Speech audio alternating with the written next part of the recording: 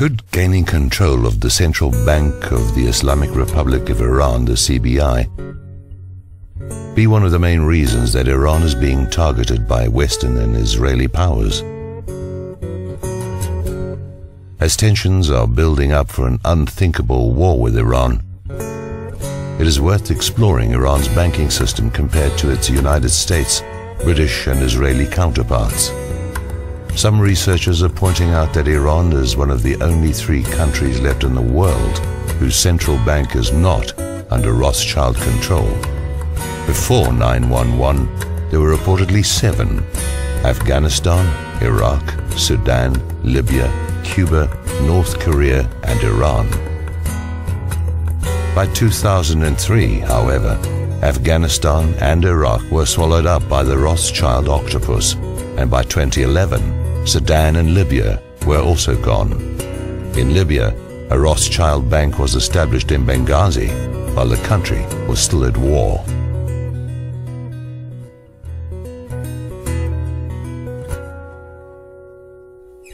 Islam forbids the charging of interest, a major problem for the Rothschild banking system.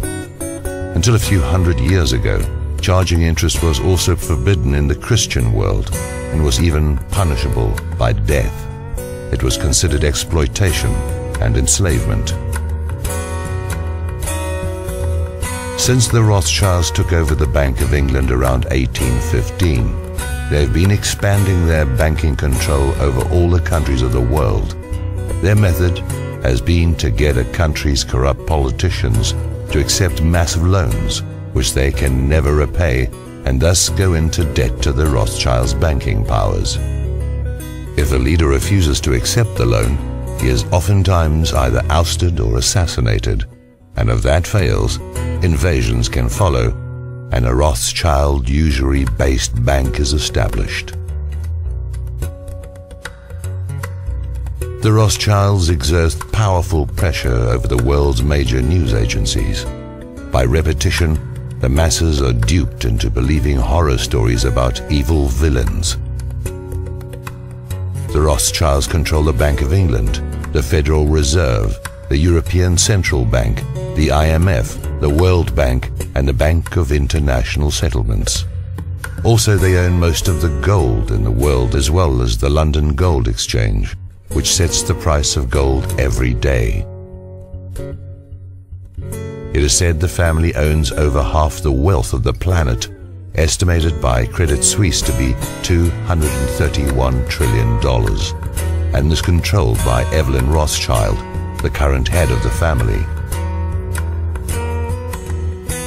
Objective researchers contend that Iran is not being demonized because they are a nuclear threat, just as the Taliban, Iraq's Saddam Hussein, and Libya's Muammar Gaddafi were not a threat.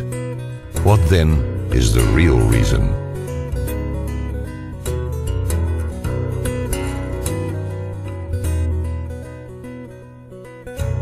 Is it the trillions to be made in oil profits? Or the trillions in war profits?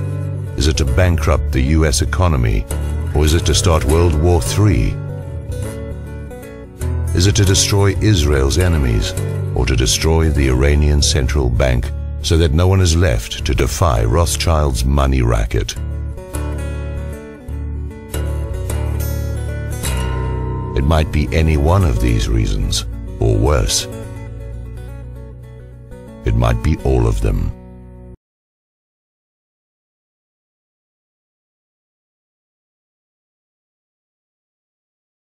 Why did the United States attack Libya, Iraq, Afghanistan, and Yemen? Why are U.S. operatives helping to destabilize Syria? And why is the United States government so intent on taking down Iran, in spite of the fact that Iran has not attacked any country since 1798? And what's next? What are we headed for?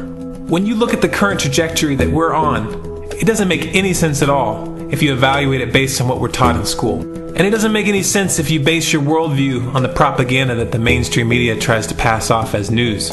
But it makes perfect sense once you know the real motives of the powers that be. In order to understand those motives, we first have to take a look at 1973. President Nixon asked King Faisal of Saudi Arabia to accept only US dollars as payment for oil, and to invest any excess profits in U.S. Treasury bonds, notes, and bills. In return, Nixon offered military protection for Saudi oil fields.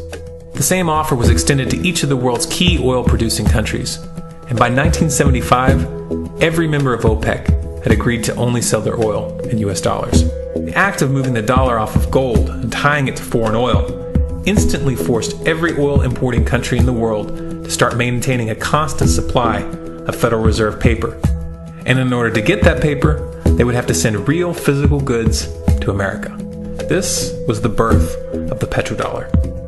Paper went out, everything America needed came in, and the United States got very, very rich as a result. It was the largest financial con in recorded history.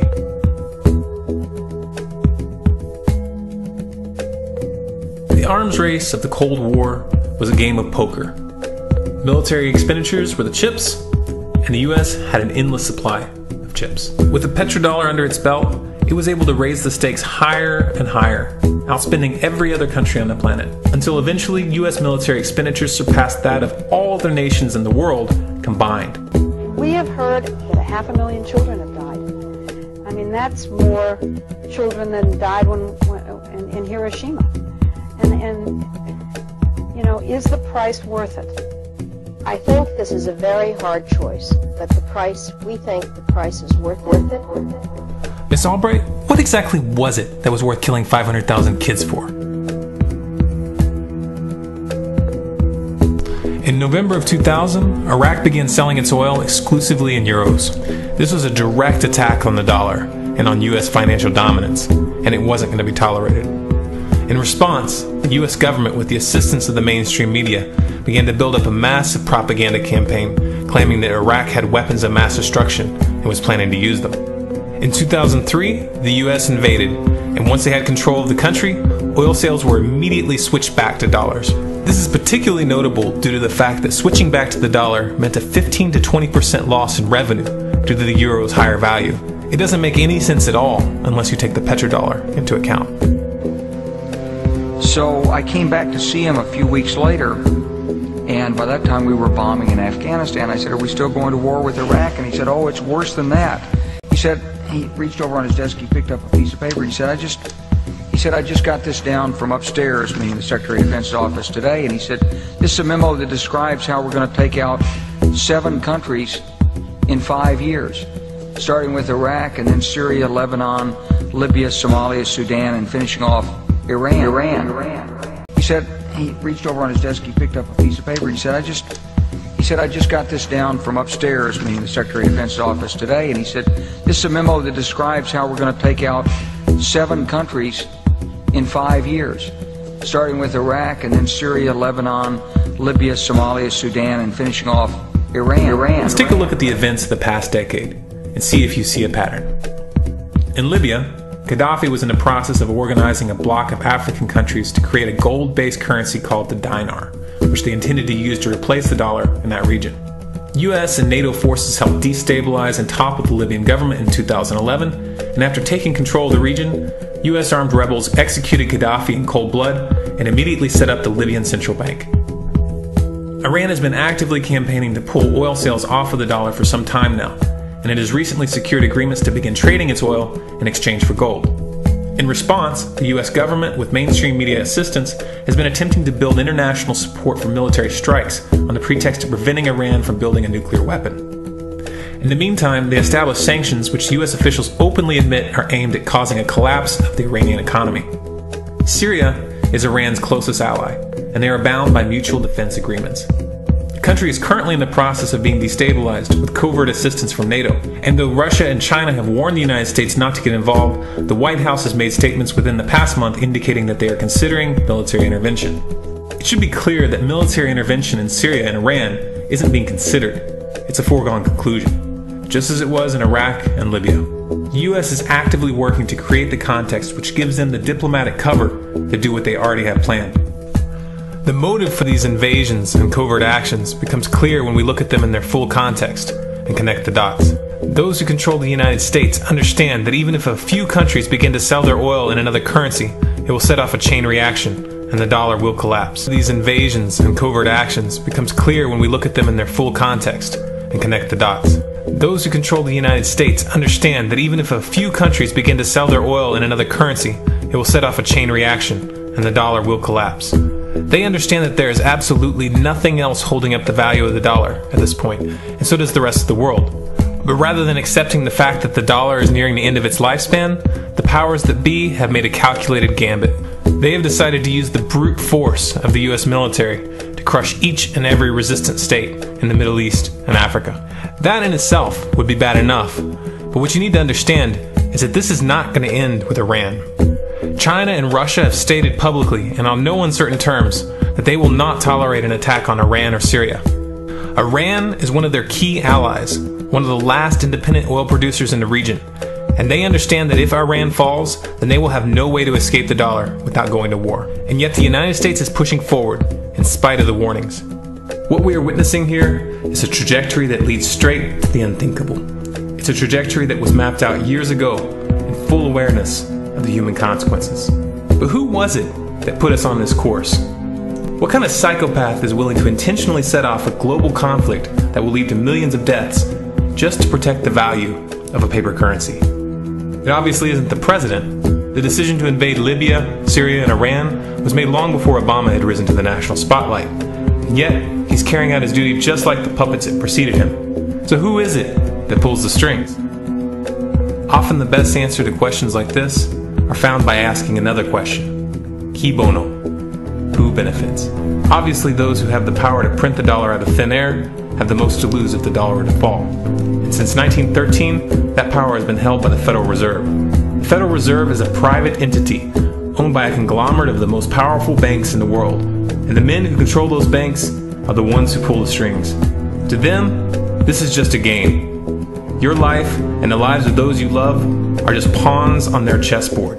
And like a spoiled 4-year-old who tips the board onto the floor when they start to lose, the powers that be are willing to start World War III to keep control of the global financial system. What kind of psychopath is willing to intentionally set off a global conflict that will lead to millions of deaths just to protect the value of a paper currency? It obviously isn't the president. The decision to invade Libya, Syria, and Iran was made long before Obama had risen to the national spotlight. And yet, he's carrying out his duty just like the puppets that preceded him. So who is it that pulls the strings?